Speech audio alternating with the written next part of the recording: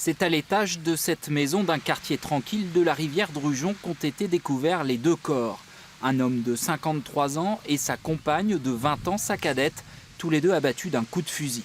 Les enquêteurs ne veulent pour l'instant écarter aucune hypothèse, ni celle d'un double homicide, toujours possible, ni celle d'un crime passionnel suivi d'un suicide. Une piste d'autant plus crédible que d'après les premiers témoignages recueillis par les gendarmes, le couple traversait actuellement une crise.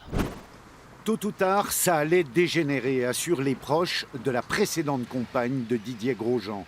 L'homme la harcelait et la menaçait de mort. En particulier en 2011, quand elle a décidé de rompre. La jeune femme, qui a depuis quitté la France, avait déposé plusieurs plaintes, mais ses appels au secours ont été classés sans suite. Elle parlait déjà d'armes à feu chez lui. Est-ce que les gendarmes à l'époque sont allés voir s'il y avait ces armes à feu ? À l'occasion de ces plaintes, la présence d'armes à feu a été signalée puisque l'auteur des faits était chasseur.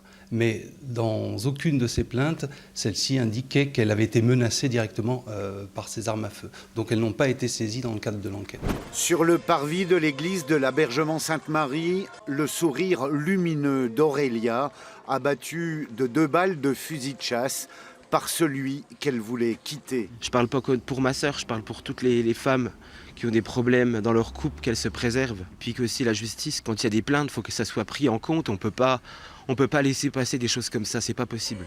2 ans après le meurtre d'Aurélia, les voici donc aux portes d'un ministère. Ils demandent à la justice de rendre des comptes.